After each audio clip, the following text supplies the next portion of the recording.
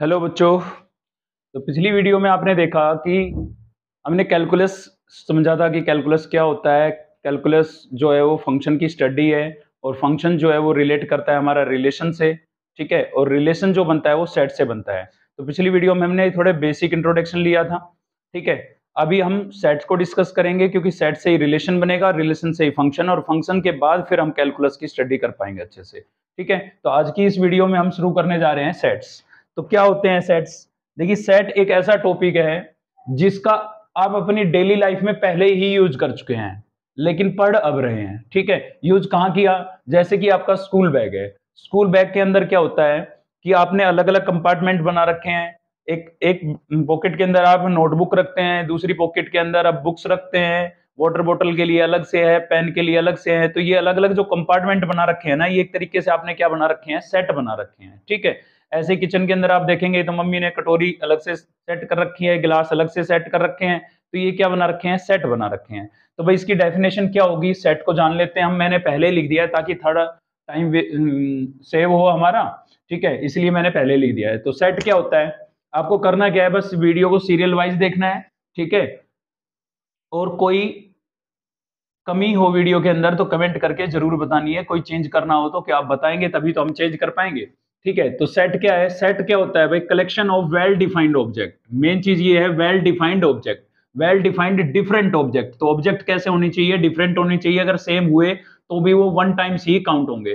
तो well defined का मतलब क्या है? वेल डिफाइंड का मतलब है सुपरिभाषित, मतलब डेफिनेशन ऐसी प्रिसाइज होनी चाहिए कि डेफिनेशन को पढ़ने के बाद कोई भी ये बोल सके कि कोई भी एलिमेंट इस सेट के अंदर बिलोंग करेगा या नहीं करेगा, ठीक है। तो डेफिनेशन से यहां से अच्छे से क्लियर नहीं हुआ होगा, इसलिए हम एग्जांपल ले लेते हैं।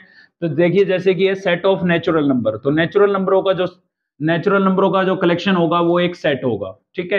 ऐसे इंटीजर का जो कलेक्शन होगा वो भी एक सेट होगा। मतलब जितने भी टाइप के नंबर है, even number, odd number, whole number, सभी क्या होते हैं, सेट। तो नंबर तो आपके सेट ही होते हैं।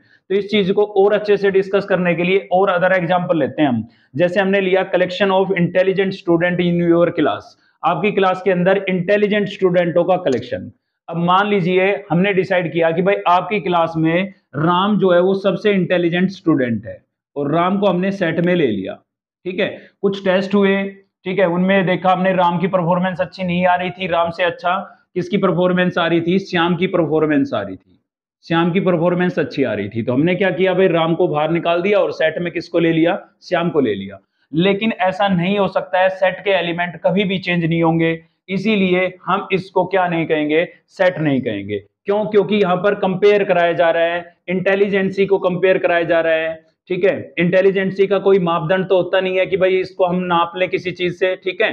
तो जब भी कंपेयर करने की बात होगी ना, तो उसको हम सेट नहीं कहेंगे। अगर इसके अंदर से मैं ये इंटेलिजेंट स्टूडेंट, इंटेलिजेंट जो है ना, इसको हटा देता हूं, मैं बोलता हूं कि collection of student in your class, तब ये सेट है। लेकिन इंटेलिजेंट लगा हुआ है तो हम कंपेयर कर रहे हैं। जब भी कंपेयर करने की बात होगी तो सेट के एलिमेंट चेंज होंगे, जबकि डेफिनेशन के अकॉर्डिंग सेट के एलिमेंट कभी चेंज नहीं हो सकते हैं, ठीक है। इसलिए ये सेट नहीं है। लेकिन इसको अगर हम हटा देते हैं तो collection of student in your class, अब ये सेट है। और एग्जांपल देखते हैं, collection of longest river in India. तो इसमें ये लॉन्गेस्ट जो आ गया है, इससे हम रिवर्स को क्या कर रहे हैं, कंपेयर कर रहे हैं कि गंगा जो है वो लॉन्गेस्ट है जमुना से, ठीक है भाई।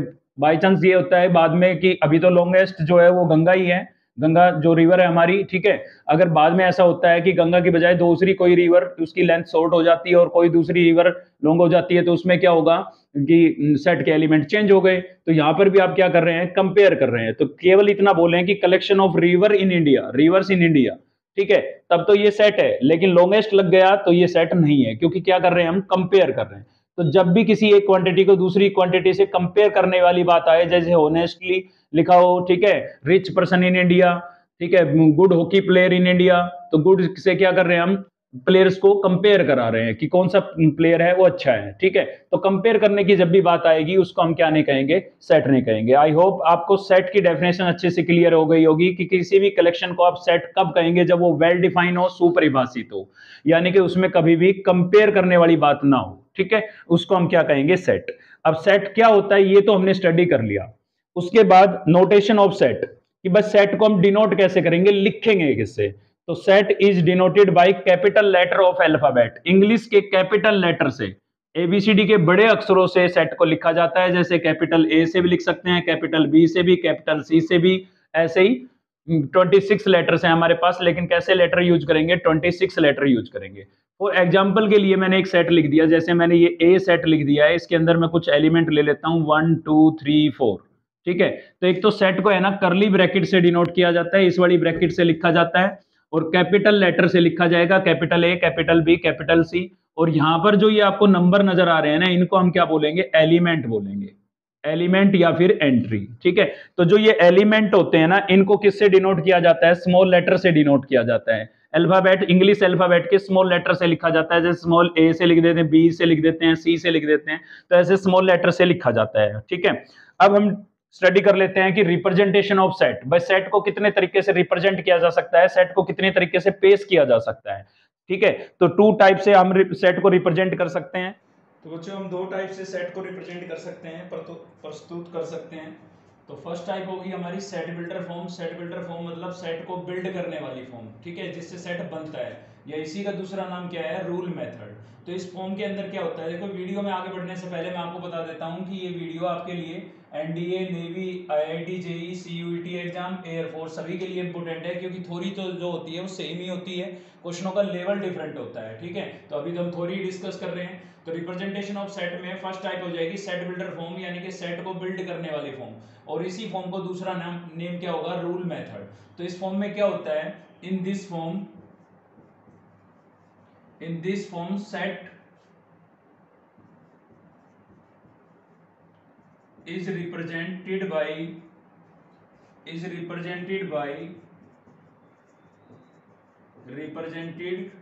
by the property of set. In this form set is represented by the property of sets. Set की प्रॉपर्टी को रिप्रेजेंट किया जाता है इस फॉर्म में, मतलब सेट की प्रॉपर्टी बताई जाती है, सेट के एलिमेंट नहीं बताए जाते हैं, सेट की प्रॉपर्टी बताई जाती है। जैसे कि एग्जांपल आप लिख सकते हैं यहाँ पर x such that x is belongs to capital N। Capital N का मतलब होगा सेट ऑफ नेचुरल नंबर, जो आगे हम अभी डिस्कस करेंगे। ठीक है, और यहाँ पर हम एक लिमिट दे देते हैं कि जो आपका x होगा ना वो ग्रेटर देन इक्वल टू 10 होगा।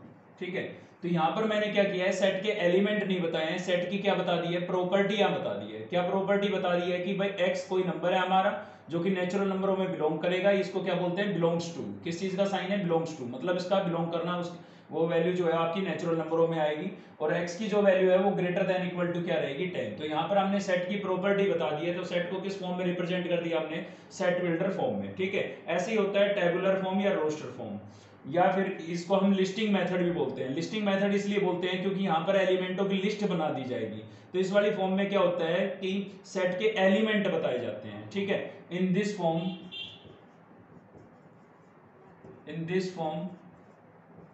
set is represented by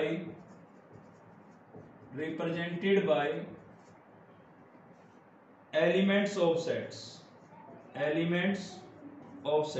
elements के सेट के एलिमेंट के फॉर्म में रिप्रेजेंट किया जाता है और उनको सेपरेट किया जाता है। जैसे कि एग्जांपल ले लेते हैं, इसी सेट को, ये जो सेट है ना, इसी को हम इस फॉर्म में लिखते हैं। ठीक है, तो यहां पर बोला है कि भाई x is belongs to n, natural नंबरों में बिलोंग कर रहा है, और x की value greater than equal to 10 होगी। तो नेचुरल नंबर आपके कहां से शुरू होते हैं, 1 से, तो 1 हो जाएगा, 2 हो जाएगा, 3 हो जाएगा, 4 5 6 7 8 9 और 10, क्योंकि इक्वल टू लगा हुआ है तो 10 भी इंक्लूडेड है।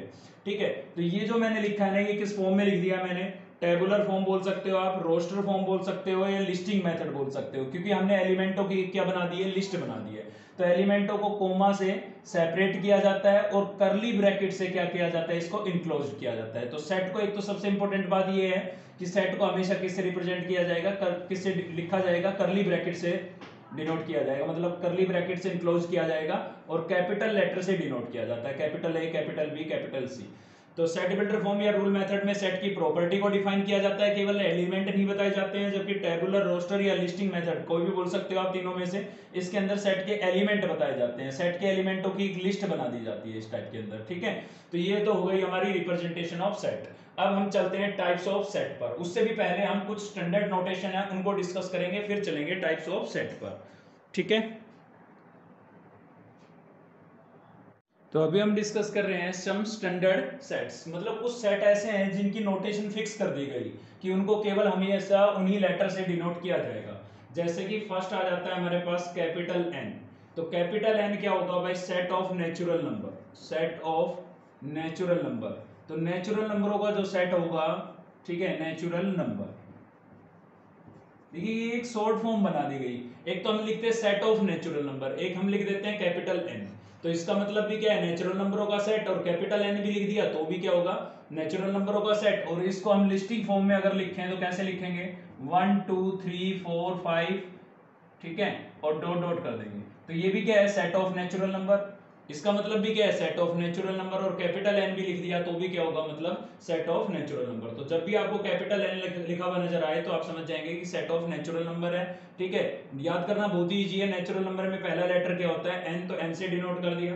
नेक्स्ट होगा हमारे पास जेड, या फिर आई से भी इसको हम लिख सकते हैं। ठीक है, जेड या फिर आई से। तो ये क्या चीज होगी? ये होगा आपका set of integers, set of integers.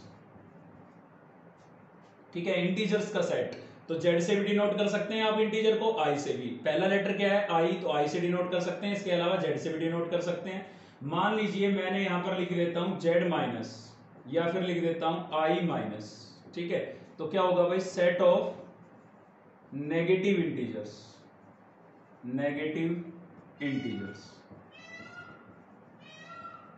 Set of negative integer, negative इंटीजरों का सेट। ठीक है, अगर मैं जेड प्लस लिख देता हूं यहां पर, या फिर आई प्लस लिख देता हूं, तो इसका मतलब होगा set of positive integers, positive integers.